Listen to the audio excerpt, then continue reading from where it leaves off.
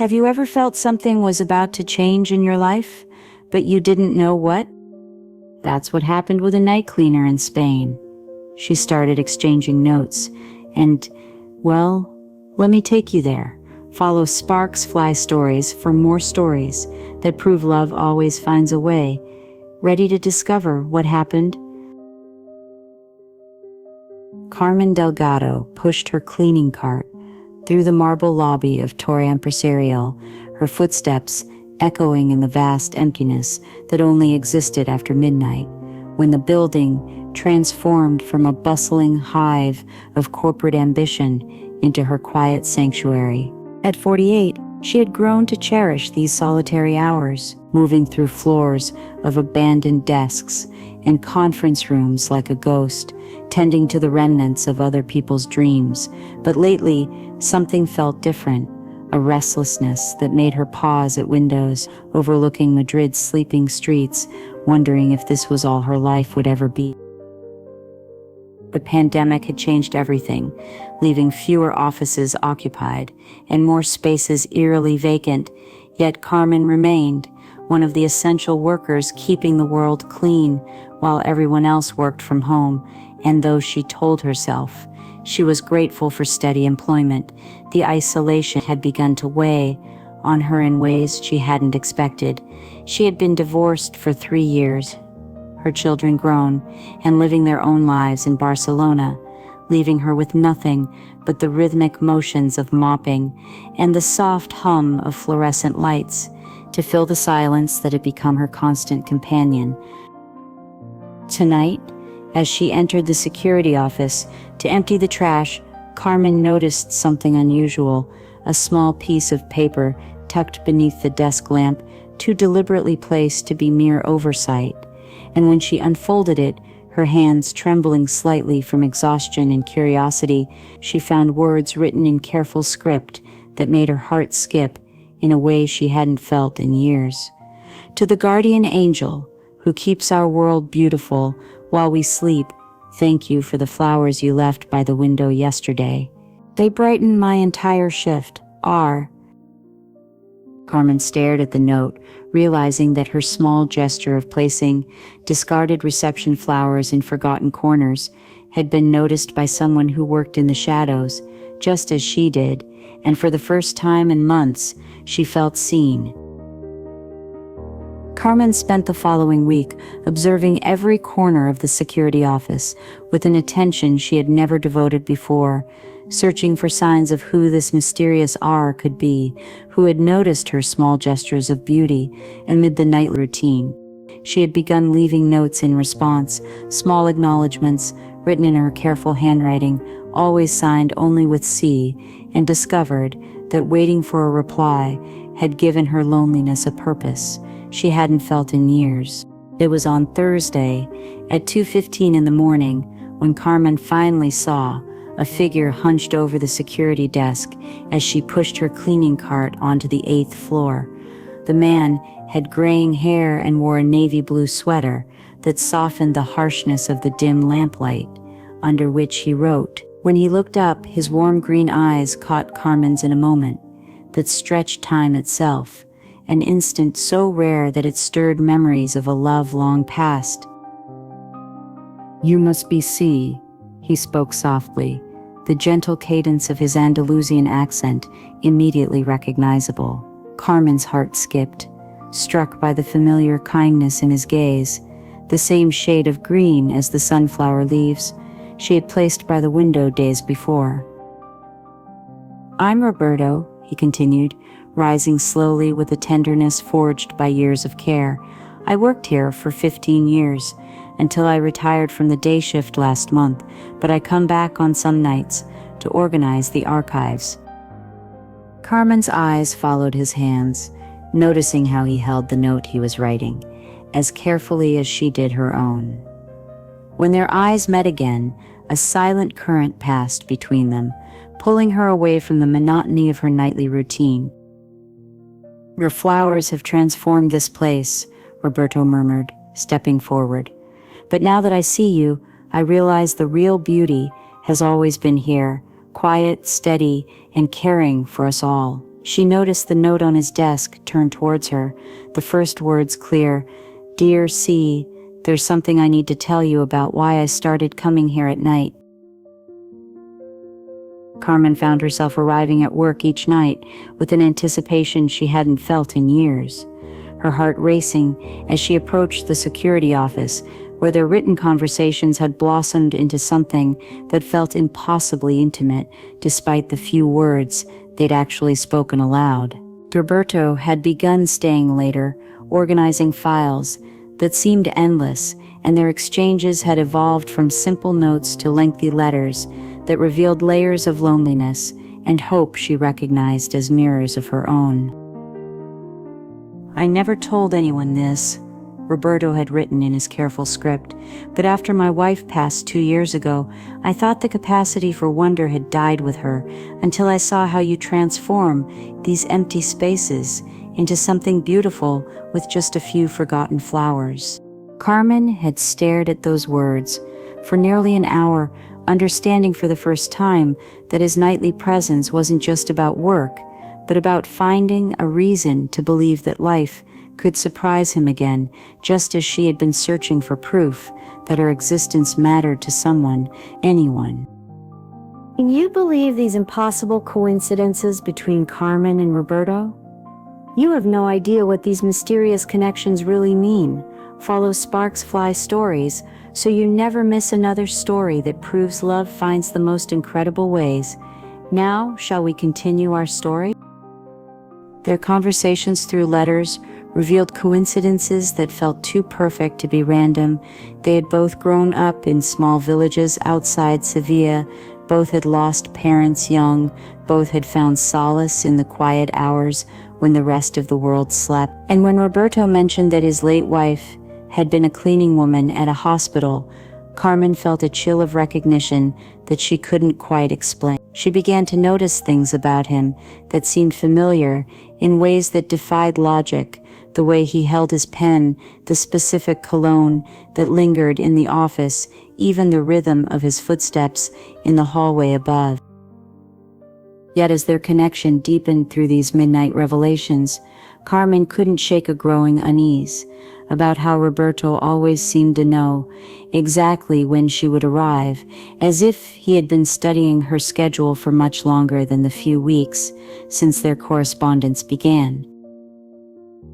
Carmen discovered the complication on a Tuesday morning when her supervisor called with news that would force her to choose between her heart and her survival. The building management had decided to outsource cleaning services to a cheaper company, and she had 2 weeks to find another position or face unemployment for the first time in her adult life. The irony wasn't lost on her that just as she had found someone who made her believe in love again, their meeting place was about to disappear, and she spent the day struggling to find a new job with different hours in different places, far from Roberto. When she arrived that night to tell him the devastating news, Carmen found Roberto waiting with an expression of such understanding that it made her chest tighten with both gratitude and dread. "I heard about the contract changes," he said softly, and his voice hinted he knew more about the building operations than a retired guard normally would.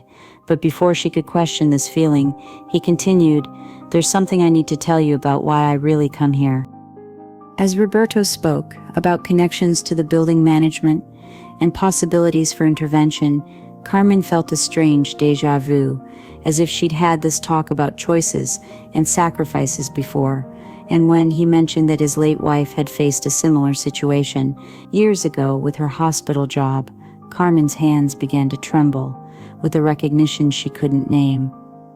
The way he described his wife's struggle, with the same fierce independence Carmen felt, the identical fear of accepting help, even the specific words he used.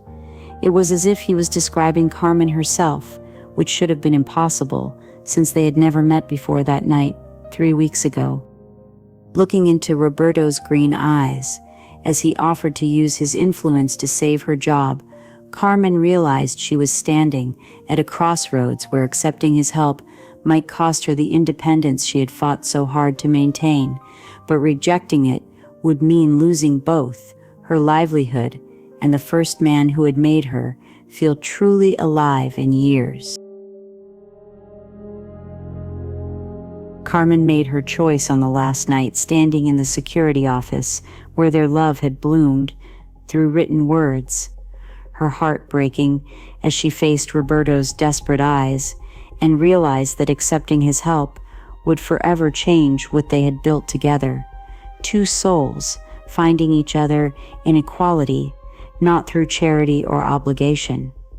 "I can't let you save me," she whispered, her voice trembling as she watched his face crumble with understanding, because she knew that love built on rescue wasn't the same as love born from recognition, and she would rather lose everything than transform their beautiful connection into something that felt like death.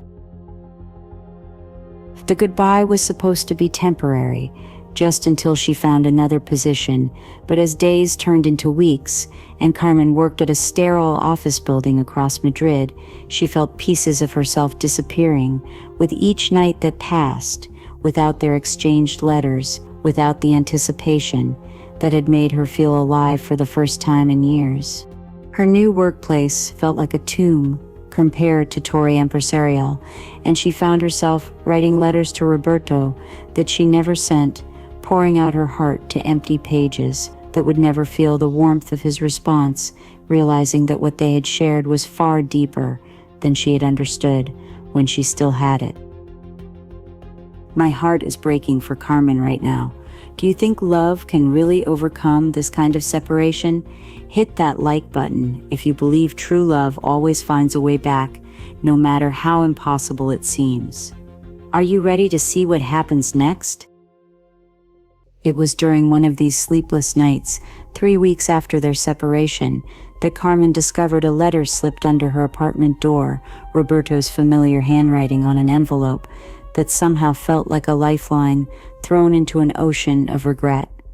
Inside, his words spoke of dreams, where he heard her voice calling his name, of returning to Torre Empresarial every night, hoping she might come back, of how losing her had made him understand that his wife's death 2 years ago wasn't the end of his capacity to love, but preparation for recognizing the one person who could make him whole again.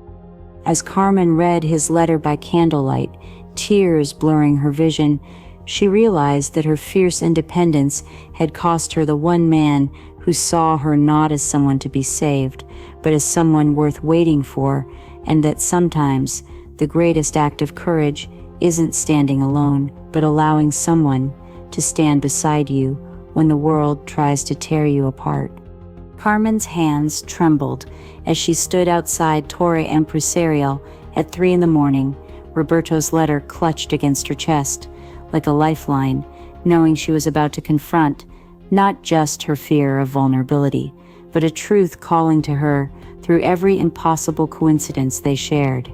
She had returned, not to plead for her job, but because his words about dreams unlocked a memory she thought buried.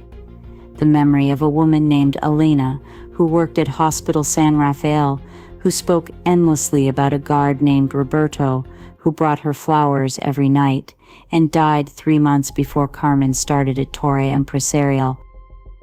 When she found Roberto at his desk, surrounded by old photos and hospital badges, Carmen understood why every gesture felt familiar, why every conversation echoed, why his green eyes recognized her from that first night. "Elena was my sister," she whispered, watching his face transform with the shock coursing through her heart.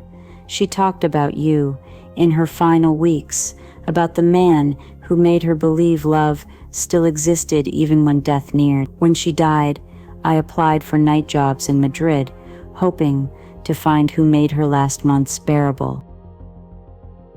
Roberto confessed in broken sentences about watching Carmen from security cameras for weeks before their first note exchange, recognizing her surname from Elena's file, falling in love with the sister of the woman who taught him to live after his wife's death. Carmen realized the universe hadn't conspired by chance. It orchestrated the most complex love story of her life connecting 3 hearts across life and death. Alina knew, Roberto said, showing the last letter his wife wrote, mentioning a sister named Carmen who needed someone to show her gentleness was a gift worth cherishing. She made me promise to find you if something happened to her. Standing in that office, where their love bloomed through written words, Carmen understood their connection wasn't just destiny. It was a sacred trust passed from one love to another. As Roberto took her hands, she felt Alina's presence, blessing a romance that transcended coincidence and touched eternal love.